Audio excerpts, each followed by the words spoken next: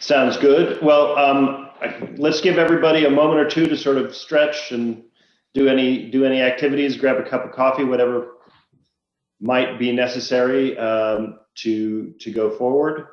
We'll be talking about the search today, but in particular, what we're going to be talking about is the parish survey that we did months and months ago. But I would also, as we talk about where we are in the process, as you all know, we've seated a search committee, and we have just a wonderful set of folks. Those names have been online, and I'm not going to try to list them now because I'll leave somebody out. But I couldn't be more excited about the search committee that we've seated. We have a draft of the parish profile from the profile committee. Thank you so much, Joe Lestraco, Sarah Vela, and Barbara Hannon for delivering that to us. And we should do a few more touch-ups and some work on that and adopt that at our next vestry meeting. And we also have the vestry training scheduled for 3 weeks from now, May the 23rd. And I'd ask you all to pray for us on that day. And it's after that training that we'll really begin our search in earnest. We'll be posting the profile, and we'll understand the rules and the protocols for interviewing. So, keep us in your thoughts over the next few weeks as we do the final steps to really launching our search in earnest. But we're here. So that's very exciting to me. What I want to share with you all today is some excerpts from those things that seemed to us as a vestry most important about the survey as we saw it. We will also be posting this and the more full survey results in a prominent place on the website, and we'll promote that so you can all find your way to it. So I'm just going to launch into the pieces that we have here.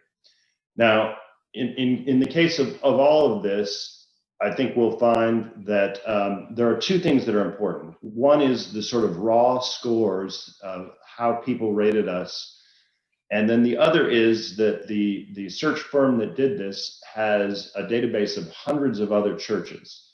So, in some places where the results from our congregation didn't sound all that successful, we are told that actually, in the database of churches, we were actually quite successful. A good case of this is the overall energy, where we had 15% of people say that we're a really energetic church, 34% who are sort of on the fence, and just over 50% say they clearly disagree with that.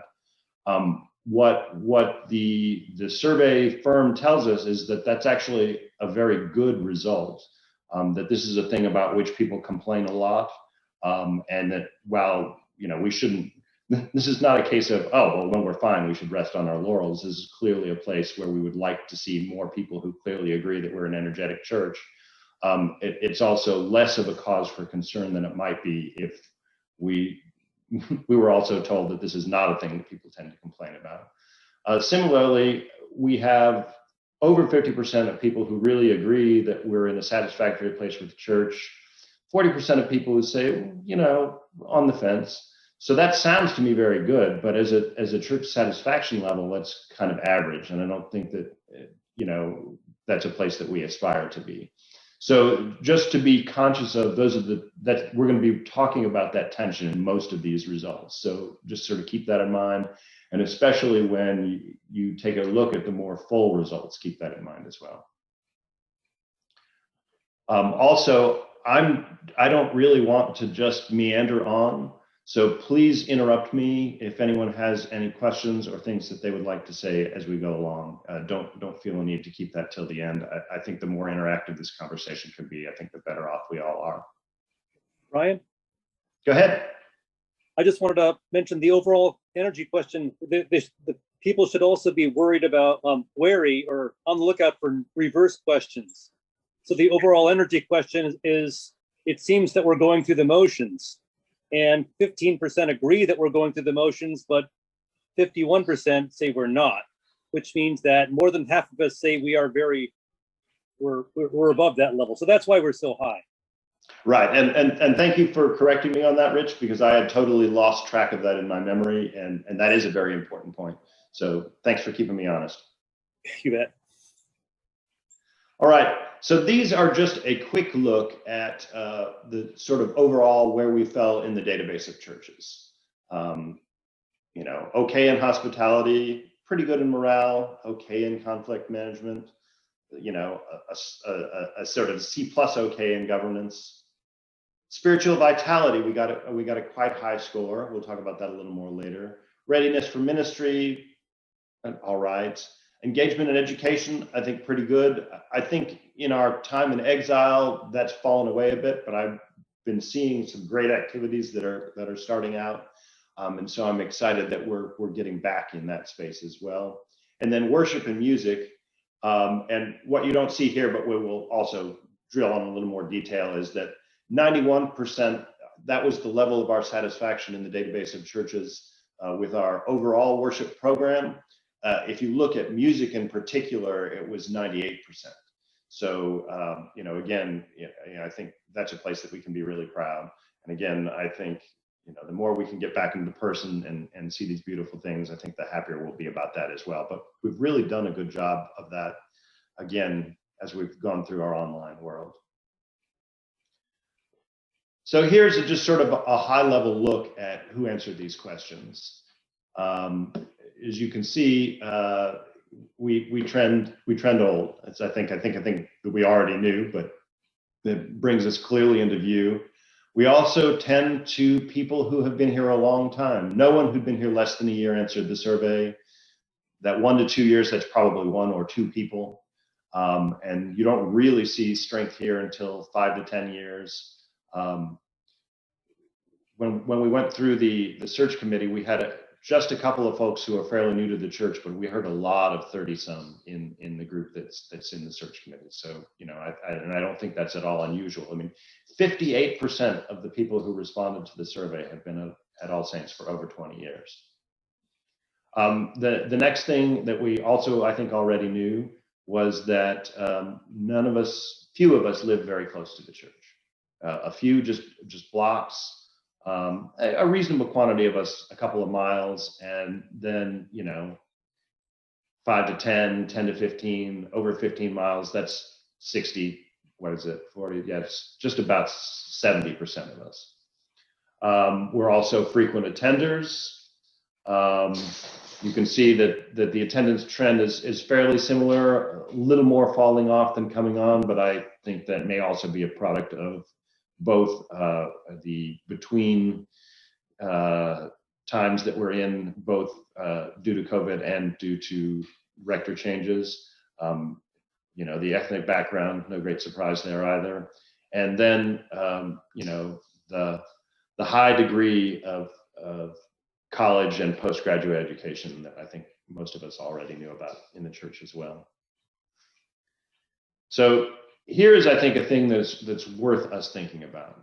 We have a lovely church. It's well provided for, but we're also a very fortunate. Brian, this is Chris Mabley.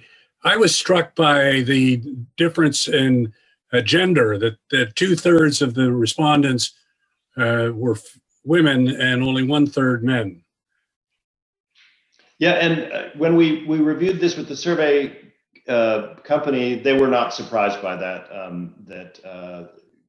You know, both the response to surveys and church communities in general do tend to skew female, but it's still a remarkable disparity. And thanks for calling that out, Chris. That it really is worth note.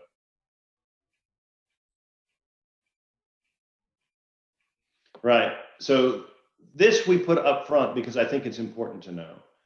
We have a lot of people who are very generous to the church. We have a wealthy church and a rich endowment, but you know, this is again self-identified. The numbers are what we really donate.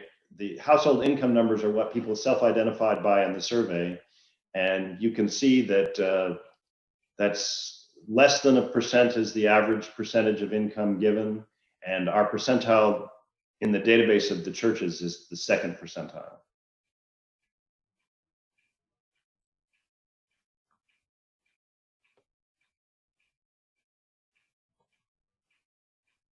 Any thoughts about that anyone wants to share?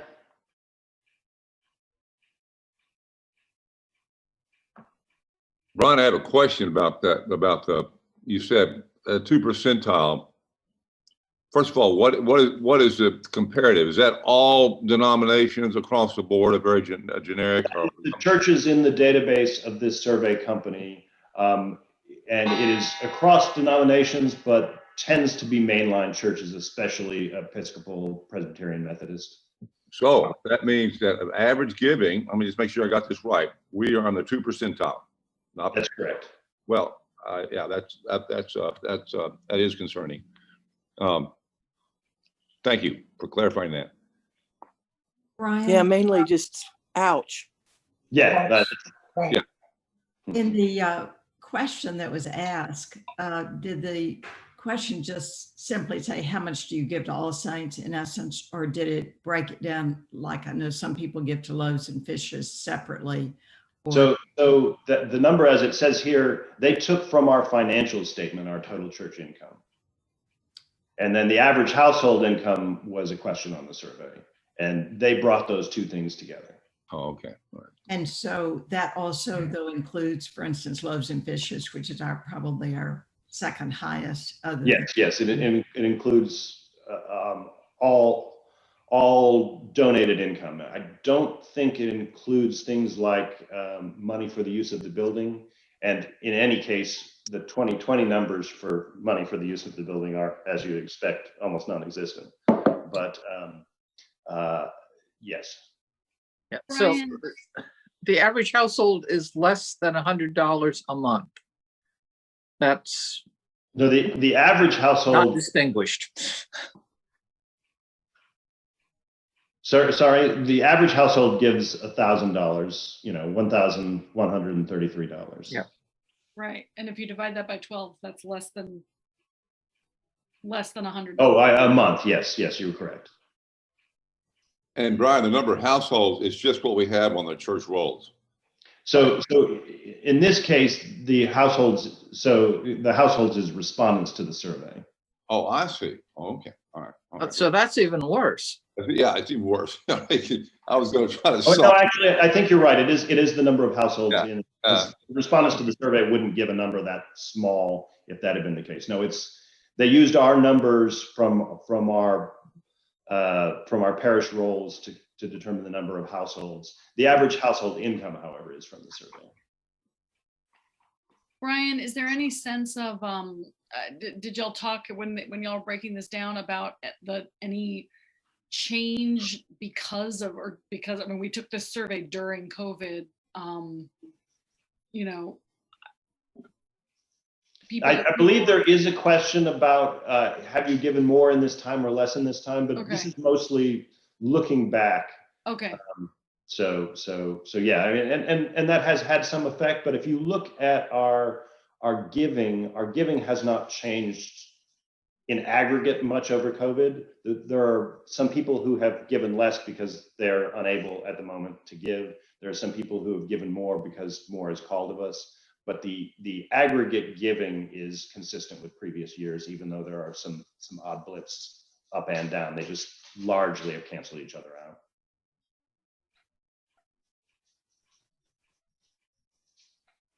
And I think also some of this is that as a wealthy church, that tends to happen, and as people have more things, I suspect if you looked at their database, you would see that poorer churches give in a widow's mite kind of way, a somewhat larger proportion. But I think this is a thing for all of us to take somewhat to heart.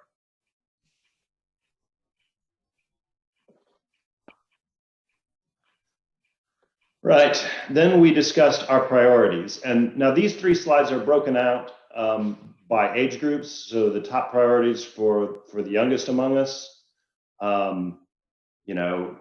all of these, and in these three, the priorities are pretty much the same, but they do shift in interesting ways. So for instance, for the youngest among us, the developing spiritual generosity to financially support is the first priority.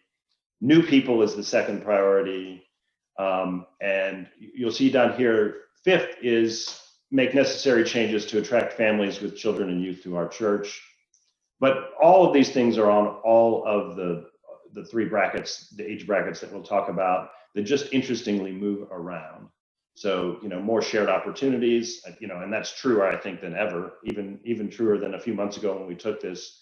I think our hunger to reconnect and come together again is even stronger.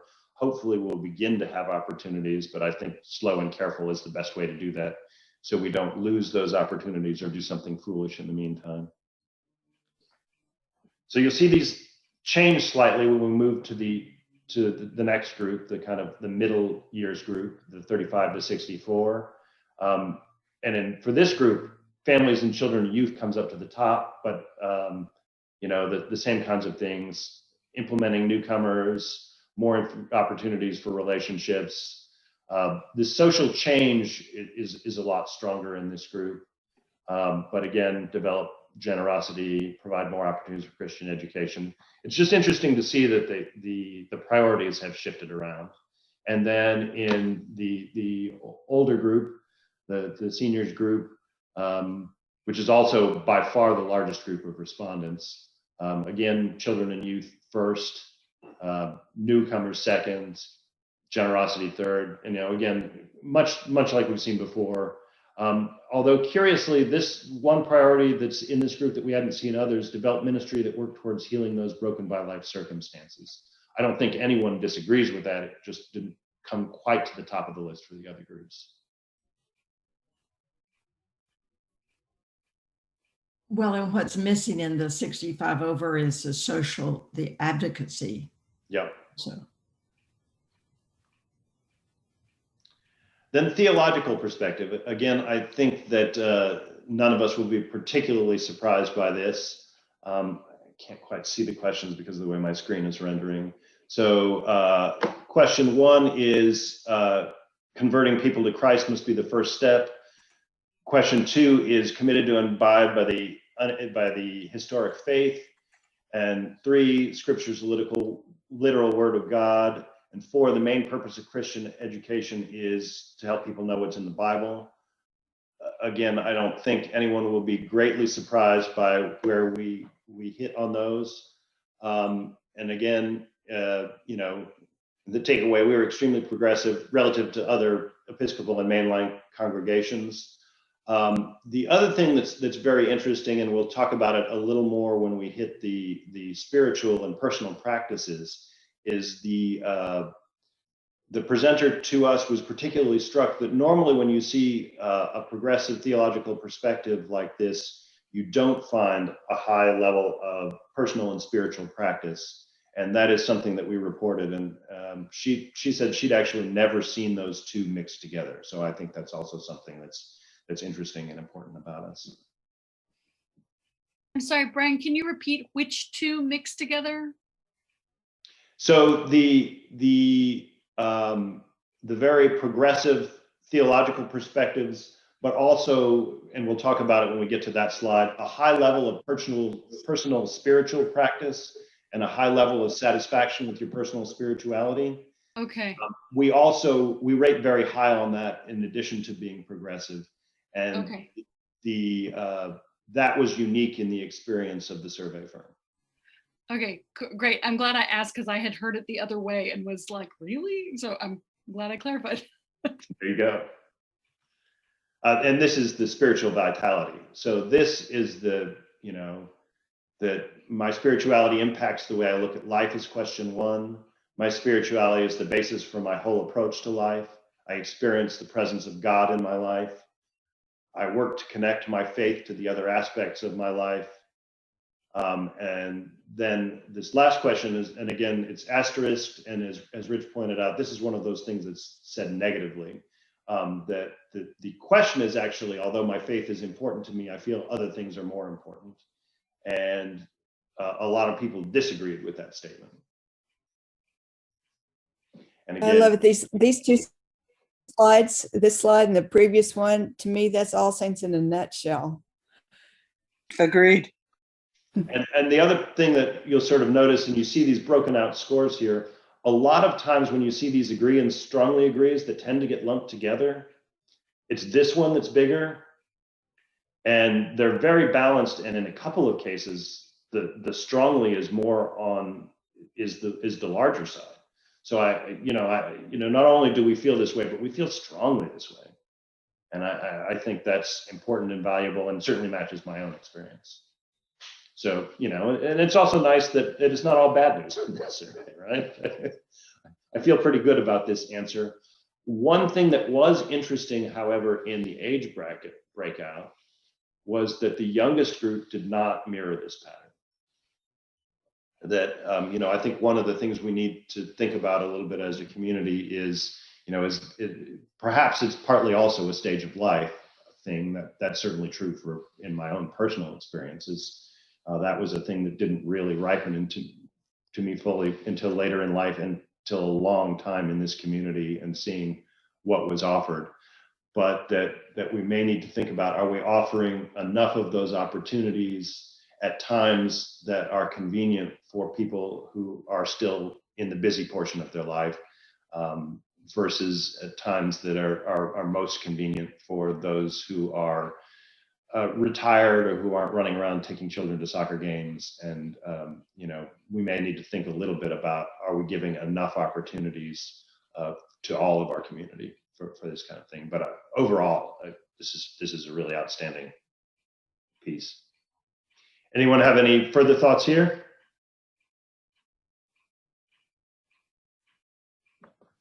All right, let's move on. Hospitality. Brian, I had to unmute, but let me just ask about that. Okay. Interesting correlation here. It'd be interesting to look at the giving patterns of the people who feel strongly spiritually, practice. Does that affect the giving level? I mean, I would think it would, but that would be an interesting. If they could be documented, they give you a place. Well, this is something. If we want to grow the pocketbook, we got to grow the individual spirit. So it might be. Now it's kind of obvious, but that's. I also think, there's the enlightened self-interest piece of that, but there's also, I think, a deeper message behind it of, as we embody the will and the mission of God and the church, we will continue to prosper and continue to grow. And as we do not, we will be, if we are not a place where people come and feel the Spirit, people will go looking for it elsewhere. There is an enlightened self-interest piece of that, but there's also what are we here for if not that part of that? Yeah. But this is a resource. And it may be that while I certainly personally enjoy it, you do, and many do, this may be a real well of opportunity to nurture and grow further. So, and I think that's also what we're called to do in this time of reflection. One of the reasons and I think we're a little blessed in some ways to have this upheaval in the time of reflection. Clearly, none of us would have chosen it, but I certainly find I have been more introspective in the last year than I often have been, and I say that as a person who probably does a little bit too much introspection.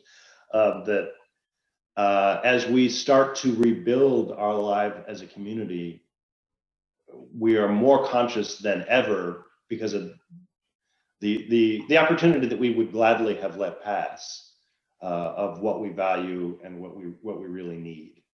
And those aren't always the same things either. We've really been given the gift of absence to let ourselves say, are the things you miss the things that you thought they were? And I think sometimes they are, but I also think sometimes the answer to that has been quite surprising.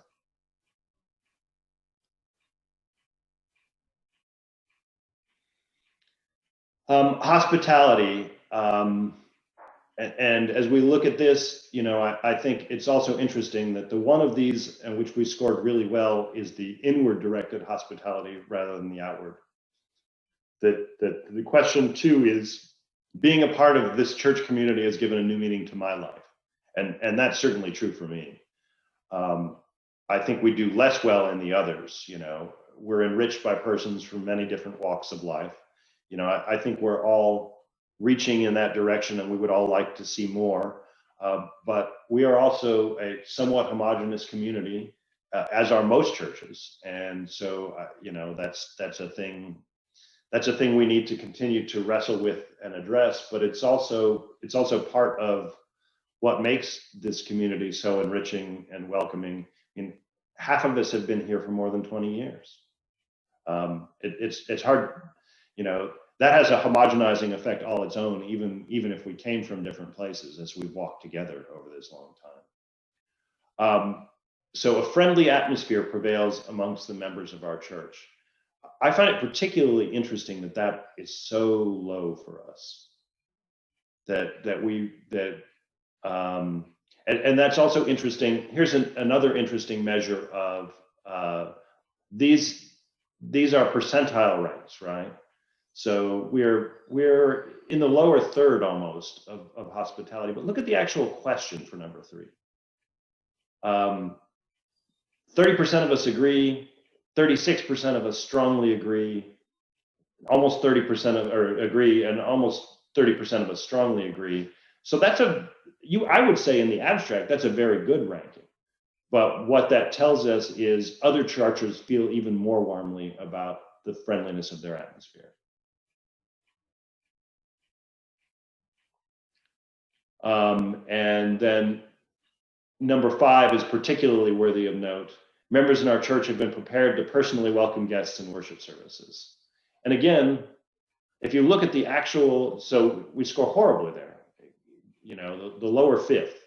But if you look at the actual response, about 20% of us say we just aren't particularly welcoming. About 80% of us say that we are. But if only 80% of us say that we are, and only 11% of us strongly say that we are, that we're not doing very well.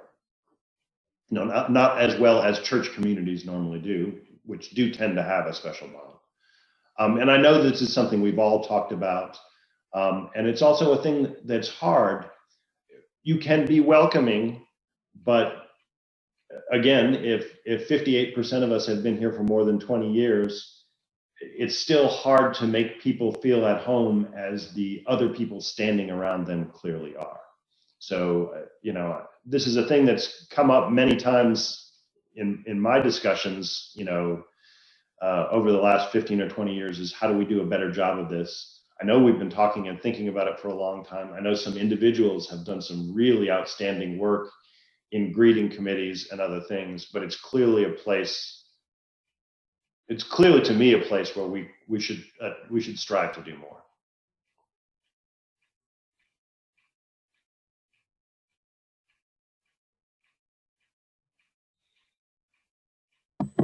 I guess I'll go ahead and speak up since you invited us to do that.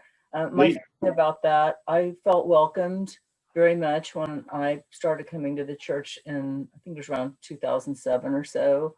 But an indicator of that is the simple request that people wear name tags. Cynthia was very strong on that, and our church will not do that. And when I came, and to this day, until we started being online where we could see people's names, there were people that I knew and spoke to every week that I felt too shy to say, I can't remember your name.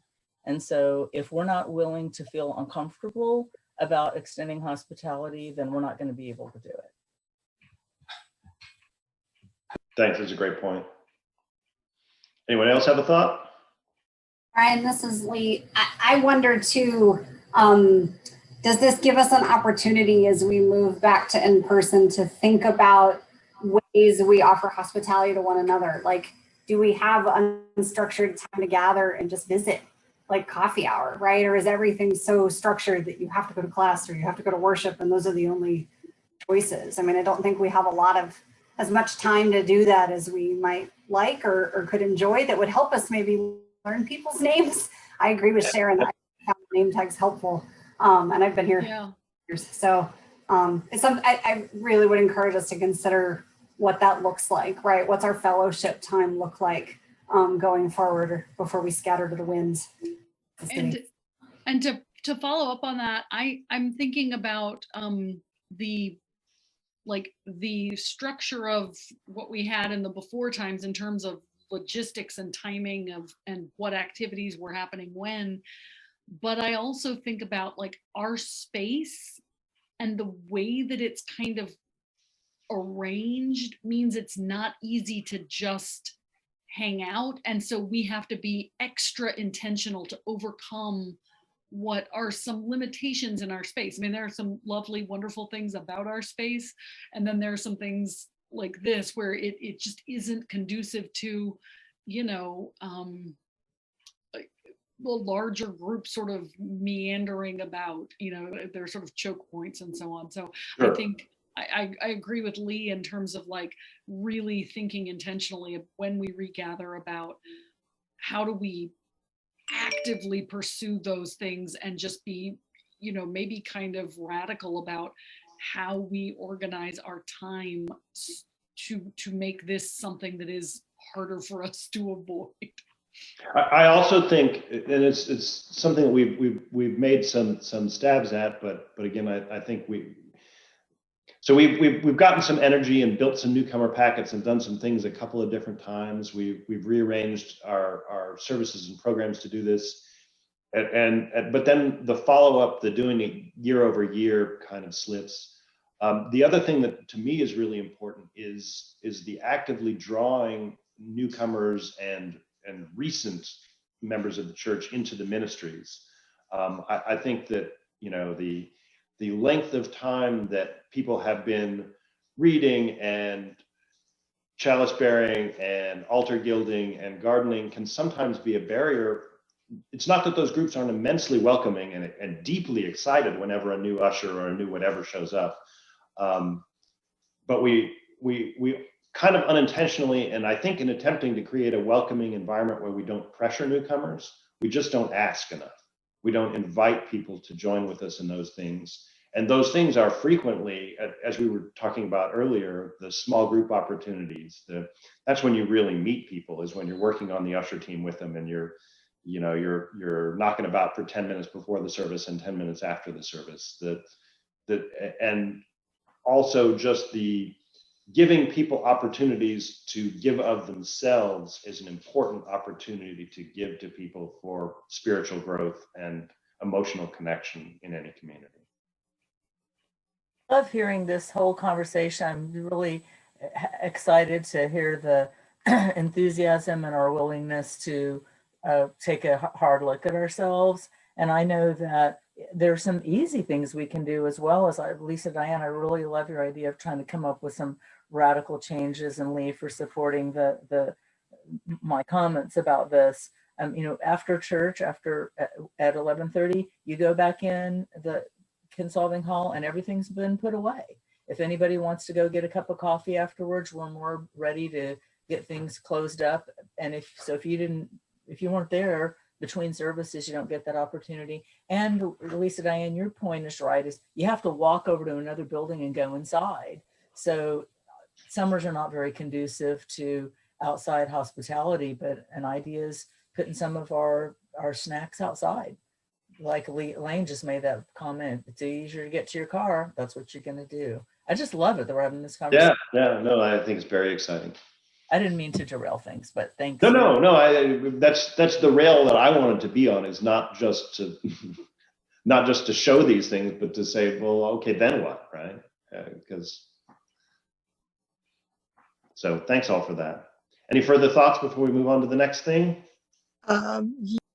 Yes, I may have missed it if you said it at the first, but what was the percentage of congregants who responded to the surveys? I don't know that number off the top of my head, Martha, but it's a great question, and I will get back and see if I can. Yeah, because we did not. I didn't see the survey. And I'm sure we weren't the only ones, yeah. I imagine there are a lot of people that didn't respond. But something like 150 people did respond to the survey. And Yeah, our average Sunday attendance is right around 200. Again, the survey firm felt like we had a remarkable response rate. And I'm very sorry you didn't have an opportunity to respond, but quite a lot of us did. Well, 200 is not anything like the whole congregation, though. It is not. You are correct. Nor, I suspect, did both members of each of those households respond to the survey. That would be interesting to know, because some of these answers sound way off from what I would have answered. I know, and I imagine There are a lot of other people too. But I also think, some of these answers are way off what I would have answered or did answer. On the other hand, it's also important to know what a broad variety of folks think. Yeah. Brian, Yes. go ahead. Brian, Sorry. this is Ann Providence. I had one more thought about hospitality in our building. We've never had a very gracious, welcoming space. The way Consolving Hall is, Greg House, is built. There's 2 entrances. It's not clear where to go. Sure. The entrances are often kind of clogged with people who are attending to some business matter, but not really welcoming those who come in. And so I don't know what we can do about that, but I think when I go into other churches, I'm always struck by how ungracious our entrances are. Well, some of that is also an interesting piece of architecture. I believe the expectation was that the main entrance would be that sort of back room, the thing that we treat as the back door, and that what was meant to be our back door is our front door, and that a lot of things flow from that. But also a lot of it flows from just, a sense of, well, there's really nothing we can do, so we haven't done anything. Let's take another look and do something. Yeah, I think, and I think Joey is, I know he's listening, but I don't think he can talk right now, but I think Joey had been working, I don't know if it was a committee of the vestry or what, but there was some talk about changing up what's in the entry hall, so that it's got like the wayfinding is, and I think that came because he had been, he's been working at Micah 6 for so long and had seen sort of what's there in the church that hosts Micah 6. And he sort of had some ideas I know he had some initial conversations with the Building and Grounds Committee, and I think there was some excitement about that, and it's just a thing that got sidetracked. Right. For obvious reasons that halted, but I think when we rejoin, I think picking up that thread again is probably a good idea. I have a thought too. A number of years ago, I visited a church that was kind of known for its hospitality, and one of the things was that I was greeted in the parking lot. Mm-hmm. And I was obviously unknown to them, and where would you like to go? And these are the things that are happening right now, and how can I direct you? And can one of us go with you if you would like someone to find it? It was done skillfully. I didn't feel like it was in my face. It wasn't overwhelming, but I think, that might be an approach to look at. Yeah, no, I think, the real answer is we need a revitalized newcomer committee that really thinks deeply and long about this, and that recruits the people that are willing to be the foot soldiers in this effort. And that was, I know that was a thing on Lane's list originally when he arrived, for obvious reasons, much like the studying the entrance space. It's a thing that got put to the side as time went on. But it's certainly a thing that I think, not to put a too fine point on it, but our survival and growth depends on. So I think it should be a massive priority for us as we begin to regather.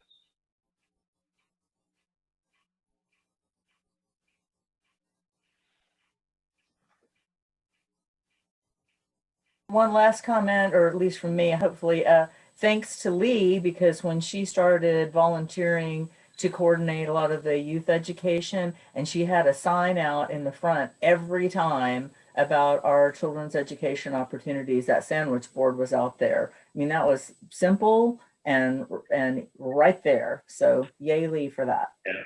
And actually, it's one of the things sort of growing out of that Joey was suggesting, and I thought was a brilliant idea, is to really, on that wall behind the table, to have some kind of screen that's really scrolling through all of the different ministry opportunities, on a couple of minutes sort of thing, of telling you, go here for this and here for that, and here are the things that are coming in the coming week. Here's the calendar, to be much more intentional about that.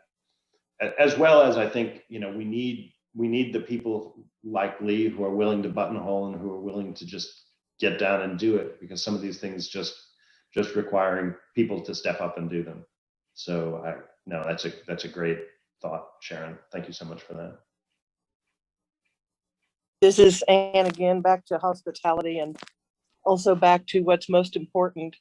You know, all the statistics about the younger generation is that they're most, you know, in all the latest Pew results, is that what they're most interested in is spiritual community, finding a home, finding connections, and that's so related to hospitality. So.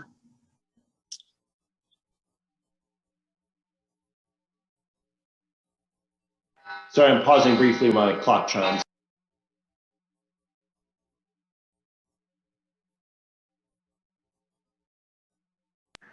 So, and I think this is, if this is the last slide, it's just about the last slide. This is the slide to which I referred early on, is that you can see that we scored very highly on our worship experience and in our music experience. That you know, 90% of us really feel strongly about the music, tend to agree. That puts in another 9%. You know, you can only see a small number of people who aren't crazy about our musical experience. You know, 0.8%, that almost certainly is one person, and the 1.7 is probably two.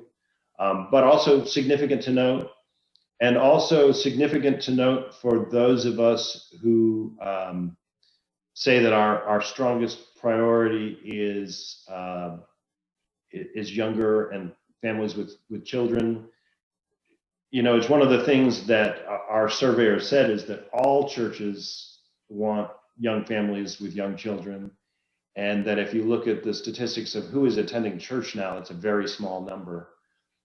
It's important to think about the fact that there are various ways to reach for those folks, and that there are also lots of other lonely people in other demographic groups who are looking for a spiritual home.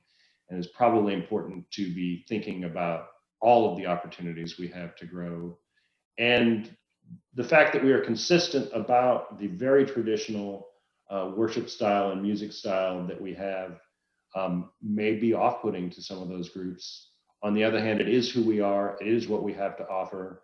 And you know, I also think there are young people who are looking for that traditional, formal, Episcopal way of doing things. So, you know, there's an interesting set of tensions here. I am not suggesting any changes, but I think it's important to think about what our overall happiness with these styles mean. Especially, we speak to our earlier point too of this is a style of worship that is also very traditional among our ethnic group and among our age bracket. And is, as well as part of the reason why we attend here, is also part of the reason why, maybe part of the reason why we are less diverse.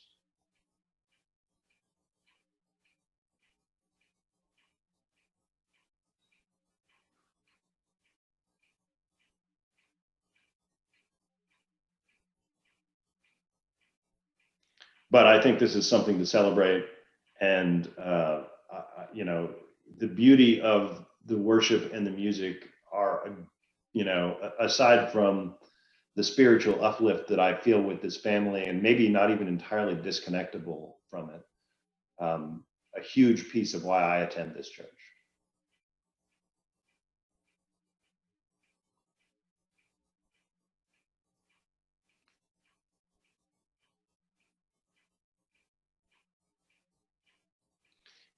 Anyone else have thoughts to say here?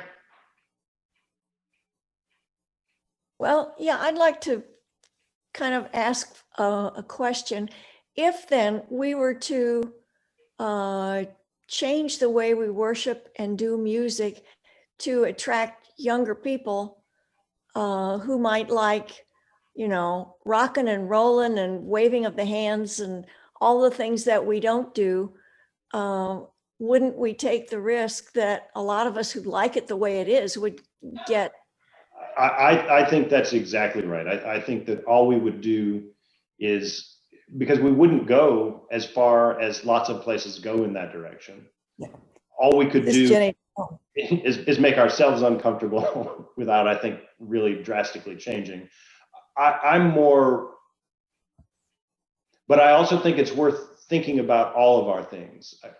The beauty and the eternal truth of what we're doing is, again, a thing that we all identified. It was identified in the spiritual section as well. But to me, it's actually more the other question of, is what we're really trying to do is reach, maybe we should understand that we are looking for seekers that seek the same things that we seek and become more comfortable in the population that we have. Not to say that we shouldn't be pursuing children and younger members, but also to understand that ministering to people like us is not a bad thing either.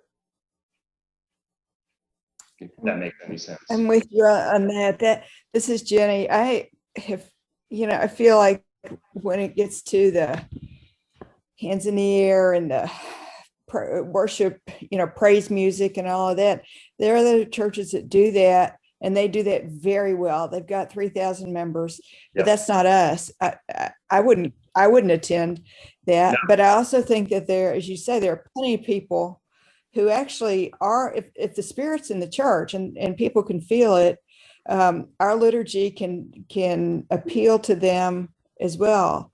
I think the fact that I always thought this was terrible that we neglected our youth program really until Lee picked it up again, and then Don Carlson came on. That hurt us, and now it's an opportunity. Things are in place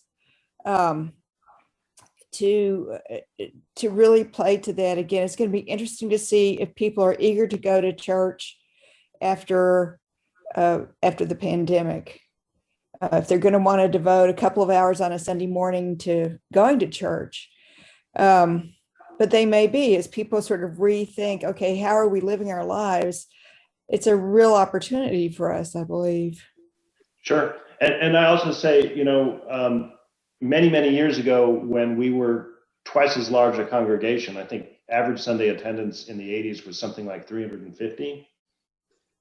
I was in those Sunday schools, and they weren't a lot larger than they are today. And it's not just the vitality of the youth community, but all the other opportunities that the youth today have. The fact, we started coming back to church in large part, in our own thinking, was so that the children would grow up in a church community. And I think in a lot of ways, it's been more important for us than it was for them. I'm a huge believer that we should do more for our youth. I'm a huge believer that we should have more youth in our community.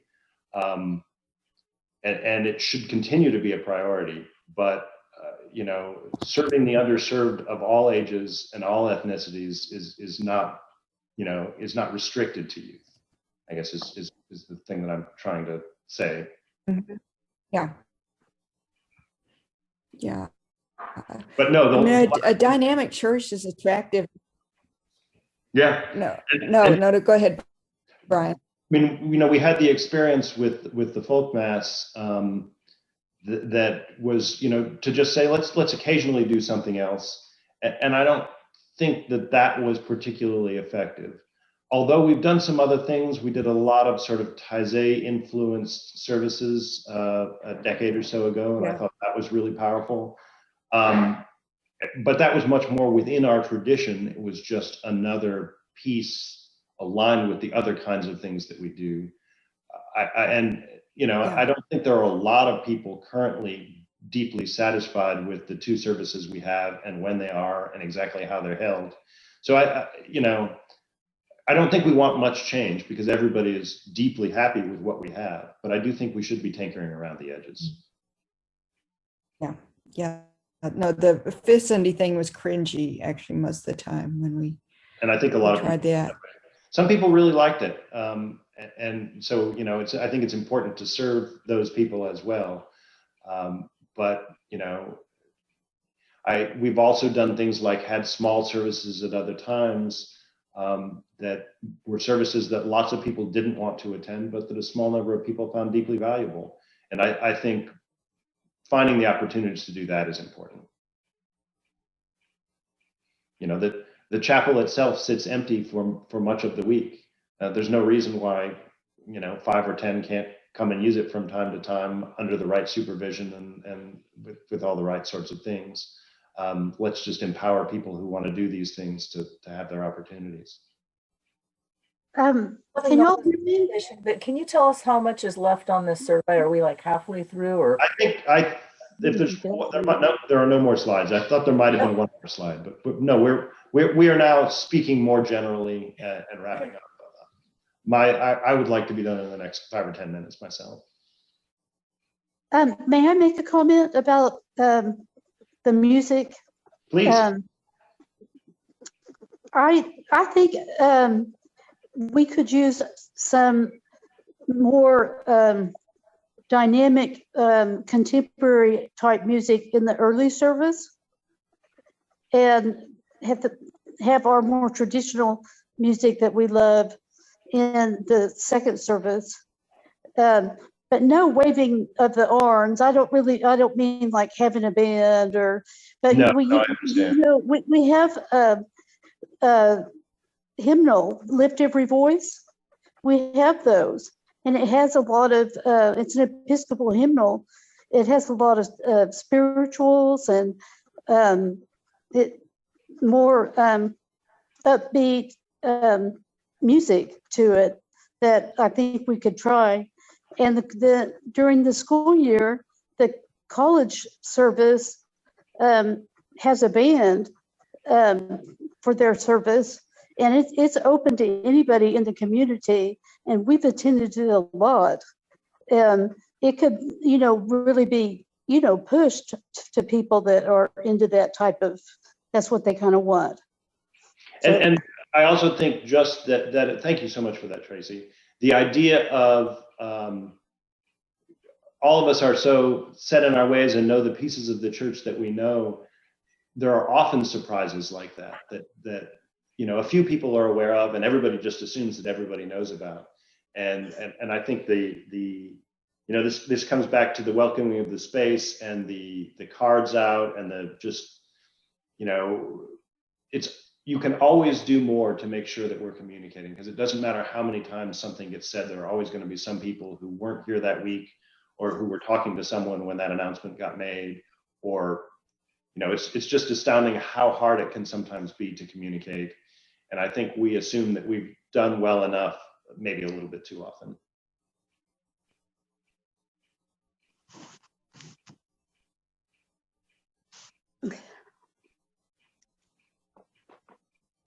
Well, any further thoughts? Oh, this is Ann again. I posted something in chat, but I did a great conference last week on the nuns and duns and SNRs, they call them, the spiritual, not religious.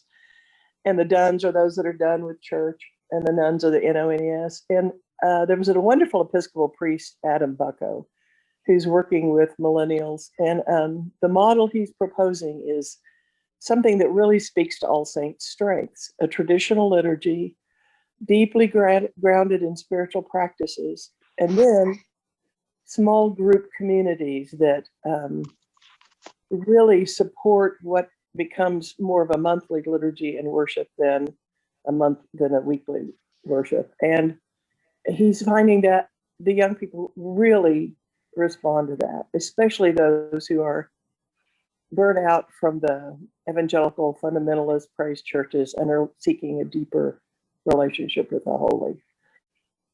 I think we may be just beautifully positioned to speak to that generation. Yeah, I think that's really true. And I also think, I think that's the power of our tradition. That's why I like our style of worship and our style of music, is that sense of, I would like God to speak to me gently in the quiet times and not shout at me. And, you know, sometimes shouting is required, but I think that's much more what our approach is. Brian, I'm very encouraged by this overview of the facts and the hard facts and the good facts. And I think Ann's commentary is I just want to ditto that. I think we have real strengths that we can expand and grow.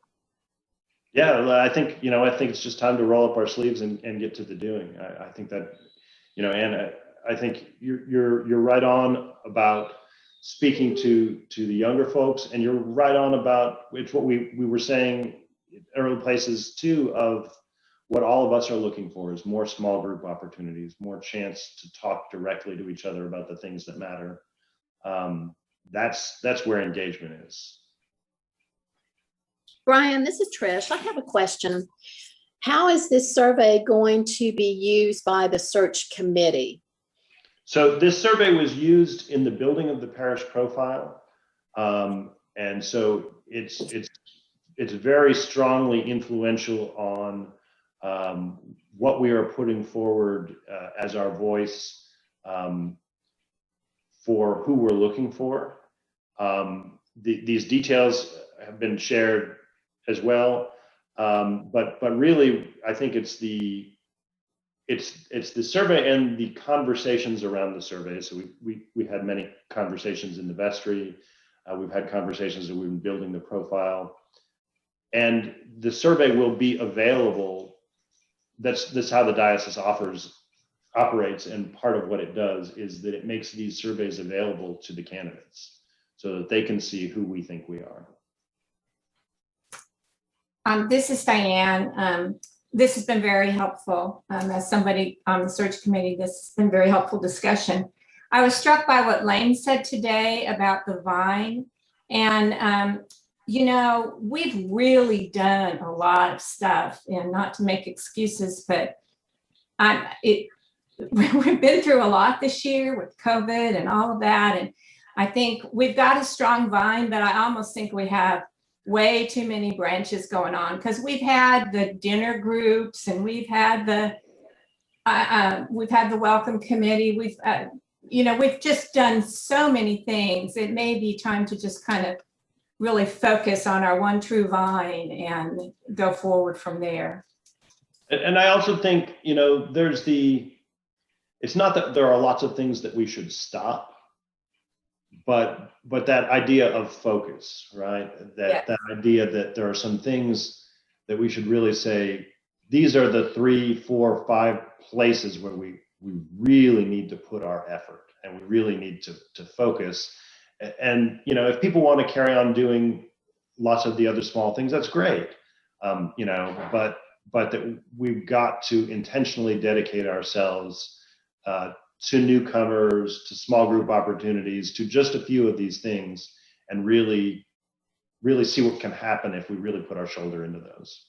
And that'll help. This is Trish again, and that'll help in budgeting as well, because I know in years past, looking at the budget, and a number of people who've been on the vestry and stuff that are familiar with this and stewardship efforts, is that we're a little bit like, the phrase, a mile wide and an inch deep.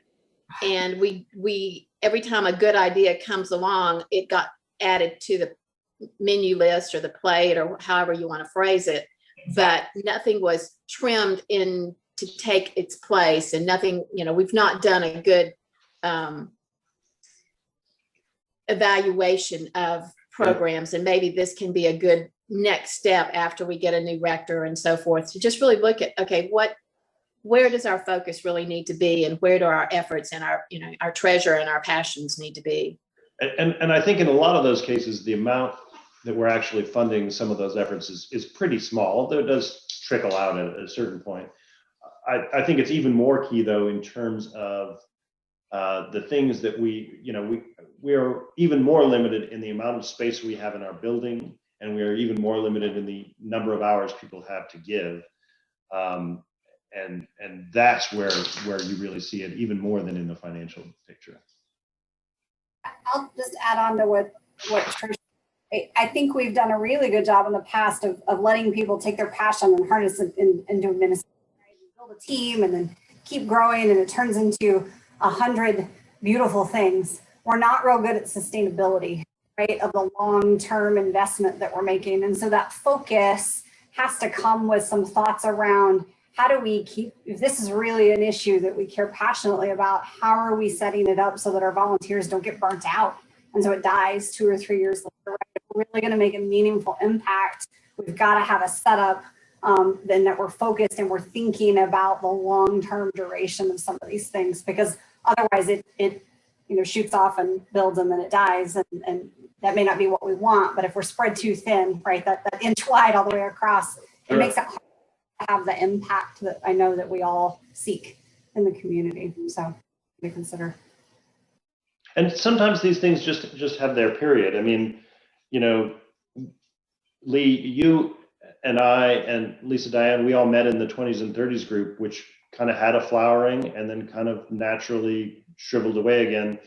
And, maybe somebody needs to start that again, but maybe it's that something else needs to take the place of the time and the energy and the opportunity that we had there. And I think we shouldn't be afraid to just say, this is the thing that the people who had the energy for have spent the energy on. And it's maybe it's a thing we'll think about again, but maybe it's time to do something else. So I think sustainability is important, but also the natural pruning is a thing to embrace as well.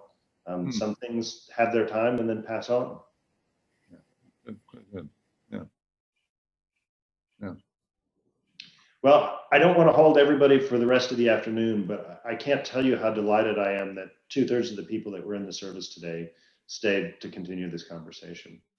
It's just so important, and it makes doing things like the search so much easier to know how bought in the whole congregation is. And so I can't thank you enough for not only staying here, but for speaking up and for volunteering all of your thoughts. Thank you, Brian. Thank you, Brian. All right, thanks all. Have a All right, blessed day. Looks like it's gorgeous out there. Go have some fun. Bye-bye. Bye.